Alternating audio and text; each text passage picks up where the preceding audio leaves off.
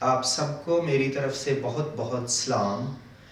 آج پھر ہم مقدس ہفتے میں سے دوسرے دن کا جو دوسرا واقعہ ہے اس میں سے سیکھیں گے۔ متی کی انجیل 21 باب 18 سے 22 آیت میں بیان ہے، اور جب صبح کو پھر شہر کو گیا اسے بھوک لگی، اور راہ کے کنارے انجیر کا ایک درخت دیکھ کر اس کے پاس گیا، اور پتوں کے سوا اس میں کچھ نہ پا کر اس سے کہا، آئندہ کبھی تجھ میں پھل نہ لگے۔ اور وہ انجیر کا درخت اسی دم سوکھ گیا۔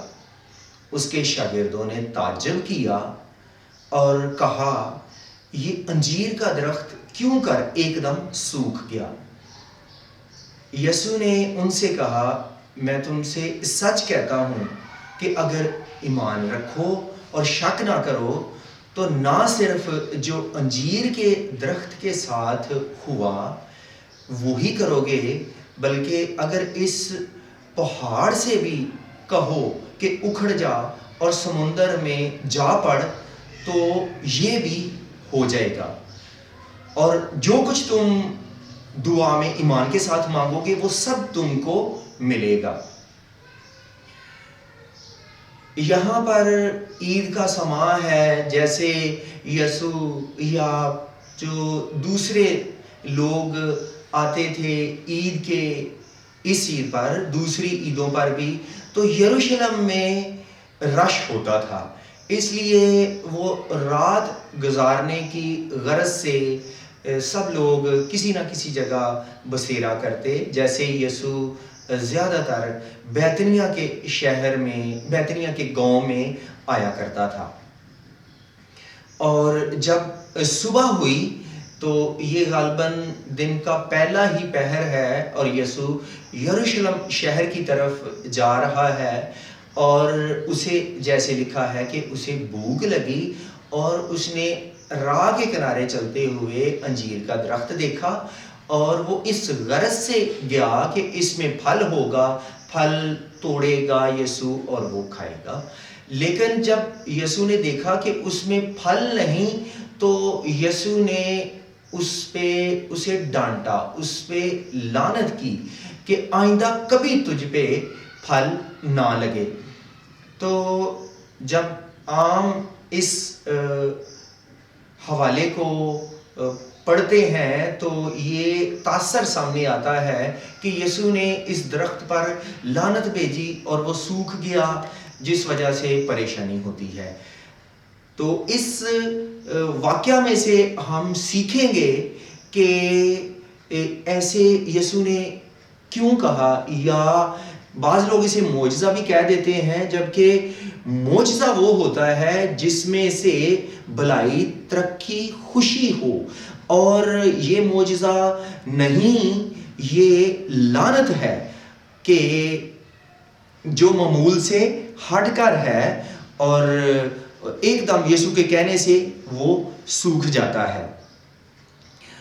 اور اس میں سے ہم جو پہلی بات سیکھتے ہیں کہ مرکز 11 باب میں اگر ہم اسی حوالے کو پڑھیں تو وہاں پر لکھا ہے کہ انجیر کا موسم نہیں تھا، اس لیے اس میں انجیر نہیں تھے، اور یہاں پر اس بات کا ذکر نہیں۔ تو پہلی بات یہ کہ اگر انجیر کا موسم نہیں بھی ہوتا تو جو پھل کا موسم ہوتا تھا اس سے پہلے، پھل کا موسم ہوتا تھا جون کا، اور یہ مارچ اپریل کے مہینہ ہے، تو ان دنوں میں ایسے ہوتا تھا کہ پھل لگنے سے پہلے کچھ کم تھوڑا پھل لگتا تھا، اور جس درخت کے ساتھ یہ پھل لگتا تو امید کی جاتی تھی کہ اس کے بعد جب پھل کا موسم آئے گا تو وہ درخت اچھا پھل دے گا۔ لیکن اگر اس کے ساتھ پھل لگنے کے موسم سے پہلے وہ پھل نہ لگے تو پھر یہ بھی ہوتا تھا کہ اس درخت کو پھل نہیں لگے گا۔ اور یہ جو پھل ہوتا تھا، پردیسی، مسافر، غریب لوگ اس پھل کو کھا لیتے تھے. جیسے یسوع نے بھی گزرتے ہوئے اس میں سے کھانا چاہا، لیکن اس میں پھل نہیں تھا.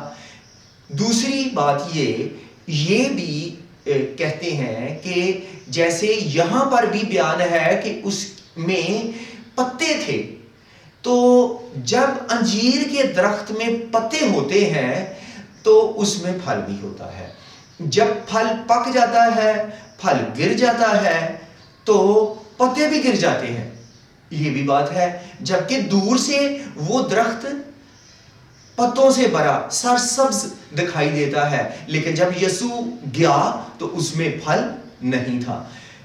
تو یہ اس میں سے ہم یہ سیکھتے ہیں کہ جیسے یسوع کا ایک دن پہلے یہودیوں نے، قوم بنی اسرائیل نے بڑا پرجوش استقبال کیا، کہہ لیں کہ یسوع کو ہاتھوں پہ اٹھا لیا ہے اس درخت کی مانند، کیونکہ انجیر کا درخت بھی قوم بنی اسرائیل کو پیش کرتا ہے، اور ان کی بھی باطنی حالت اس درخت کی طرح ہے کہ بعد میں یسوع کو تو پتا ہے کہ وہ اسے رد کر دیں گے، اور اس درخت کی مانند ان کا حال ہو جائے گا جس پر یسوع نے لعنت کی اور وہ سوکھ جاتا ہے.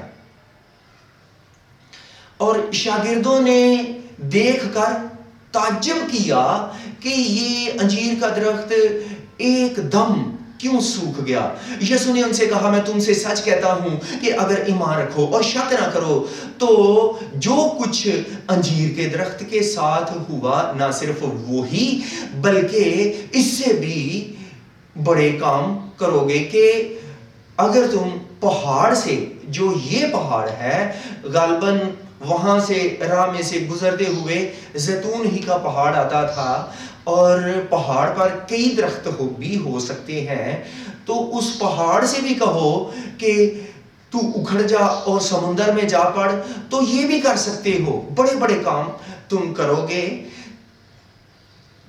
تو اس سے ہم یہ سیکھتے ہیں، لفظی مطلب پہلے یہ سامنے آتا ہے، یسوع یہ کہہ رہا ہے کہ میں نے صرف ایک درخت پر لعنت کی اور وہ سوکھ گیا ہے، اور اگر تم مجھے قبول کرو گے، میرے ساتھ چلتے رہو گے، تو مجھ میں ہوتے ہوئے تم نہ صرف درخت کو بلکہ کئی درختوں کو بھی، اس پورے پہاڑ کو بھی کہو گے اکھڑ جا اور سمندر میں گر جا، تو تم اتنا بڑا بھی نقصان کر سکتے ہو.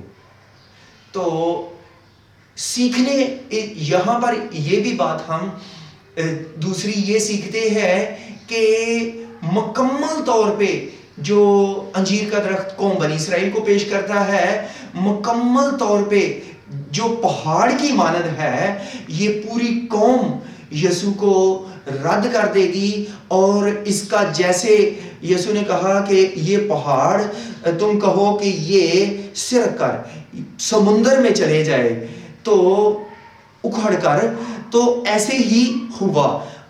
70 عیسوی میں رومیوں نے ہیکل کو، یہودیوں کو، پوری قوم کو ان پہ تشدد کیا، انہیں پراگندہ کیا، وہ تتر بتر ہو گئے. کیوں؟ کیونکہ انہوں نے یسوع کو رد کیا ہے. اس واقعہ سے، اس لعنت سے ہم یہ سیکھتے ہیں کہ جو بنی اسرائیل قوم ہے، ان کی بھی حالت بے پھل ہونے کی وجہ سے، یسوع کو نہ قبول کرنے کی وجہ سے ان پر بھی یہی گزرے گا، ان پر بھی یہی دن آئیں گے. تو جیسے میں نے پہلے بتایا کہ یسوع کہہ رہا ہے کہ تم اس سے بھی بڑے، مجھ سے بھی بڑے کام کرو گے. تو ایک اور مثال دینا چاہتا ہوں کہ یسوع نے جب لوکا کی انجیل باب 9 میں ہے کہ یسوع جب یروشلم کی طرف آ رہا تھا تو سامریوں کے ایک گاؤں میں ٹھہرا اور ٹھہرنا چاہا، لیکن انہوں نے یسوع کو ٹکنے نہ دیا. تو اس کے شاگردوں میں سے یوحنا اور یعقوب نے کہا کہ آئے خداوند، اگر تو چاہے تو ہم حکم دیں. شاگرد کہہ رہے ہیں ہم حکم دیں اور اس گاؤں پر آگ نازل ہو جیسے ایلیا نے آگ نازل کی اور 100 سے زیادہ لوگ مر جاتے ہیں. دوسری سلاطین پہلے باب میں ہے. تو وہ کہتے ہیں ہم بھی ایسے حکم دیتے ہیں آگ نازل ہو. یسوع نے لکھا ہے وہاں پر انہیں ڈانٹا، جھڑکا کہ ابن آدم زندگی دینے، جان بچانے آیا ہے، نہ کہ برباد کرنے. یسوع برباد کرنے نہیں بلکہ یسوع بچانے آیا ہے. اور یہاں پر بھی یسوع یہ کہہ سکتا تھا کہ جیسے یسوع نے، ہم اسی انجیل 14 باب میں پڑھتے ہیں کہ یسوع نے 5 روٹیوں 2 مچھلیوں پر برکت دی متی 14 باب میں، اور 5000 لوگوں نے کھایا. یسوع یہاں پر بھی معجزہ کر سکتا تھا. یسوع اس درخت پر برکت دیتا تو یسوع کہتا کہ اس میں اتنا پھل لگے کہ یہ سدا پھل دیتا رہے، یا یہ دوسرے درختوں سے بھی زیادہ پھل اس میں ہو. یسوع ایسے بھی کہہ سکتا تھا. لیکن یہ درخت قوم بنی اسرائیل کی حالت کو پیش کر رہا ہے. اور پھر آگے ہم یہ پڑھتے ہیں، یسوع نے کہا کہ جو کچھ تم دعا میں ایمان کے ساتھ مانگو وہ سب تم کو ملے گا. اس کا مطلب یہ نہیں کہ ہم جو بھی مانگے وہ ہمیں مل جائے گا، کیونکہ ہم بعض اوقات ایسی چیزیں بھی مانگ رہے ہوتے ہیں جو ہمارے لیے بے معنی ہوتی ہیں، ان کا ہمیں فائدہ نہیں ہوتا. اور بعض اوقات ایسی چیزیں بھی ہم مانگ رہے ہوتے ہیں، اگر وہ ہمیں مل جائیں بجائے فائدہ ہونے کے ہمیں نقصان ہوتا ہے. یہ خدا کو، یہ یسوع کو پتا ہے کہ ہمارے لیے کون سی چیز فائدہ مند ہے اور کون سی چیز ضروری ہے. ضروری چیز جو ہوتی ہے وہ ہمیں ضرور یسوع کسی نہ کسی طریقے سے وہ دینے پر قادر ہے، وہ مہیا کر دیتا ہے. لیکن ہمیں مانگنا ہے، ایمان سے مانگنا ہے، وہ ہمیں ضرور دے گا. وہ اپنے مانگنے والوں کو ہر چیز سے آسودہ کرتا ہے. اور پھر ہم یہ بھی دیکھتے ہیں کہ جیسے یسوع قوم بنی اسرائیل کے لیے اس درخت سے، انجیر کے درخت سے سکھا رہا ہے، تشبیہ دے رہا ہے، اور واقعہ ہی ان کی ایسی حالت تھی. آج کے دور میں بھی جو اس کے لوگ کہلاتے ہیں، اور کل کھجوروں کا اتوار ہے، بڑے لوگ نعرے لگائیں گے یسوع کے لیے اور ہدیے دیں گے، شاید دیگیں بھی دے دیں اور دکھاوے کے لیے بہت کچھ کریں، لیکن باطنی طور پر وہ یسوع کے ساتھ نہیں ہوتے، یسوع کو قبول نہیں کیا ہوتا.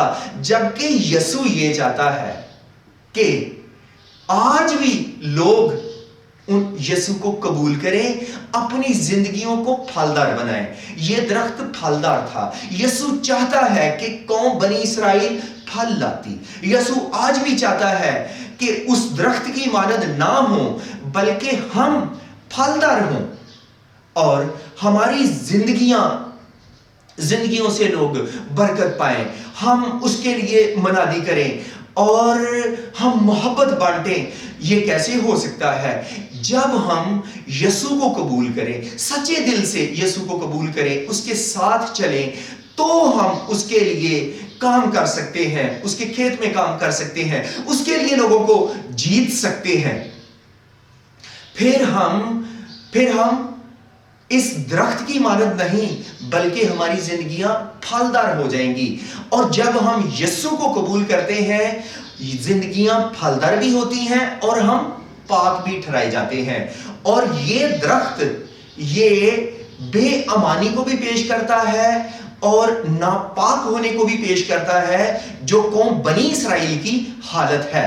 اور اسی طرح آج بھی یسوع کے جو بغیر ہیں وہ بے ایمان ہیں، وہ ناپاک ہیں، لیکن جب ہم یسوع پر ایمان لے آتے ہیں سچے دل سے، ہم پاک ٹھہرائے جاتے ہیں۔ خدا کرے کہ ہم سب جو اس کلام کو سن رہے ہیں وہ سب یسوع پر ایمان لائیں اور پاک ٹھہر جائیں، پاک ٹھہرائے جائیں، نہ کہ ایسے ہو کہ جیسے یسوع نے اس پر لعنت کی تو ہم پر بھی ایسا ہی موقع ہو، ایسا ہی ہم پر وقت آن پڑے۔ ہم ایسے وقت سے کیسے بچ سکتے ہیں؟ یسوع پر ایمان لانے سے۔ خدا ہمیں برکت دے، آمین۔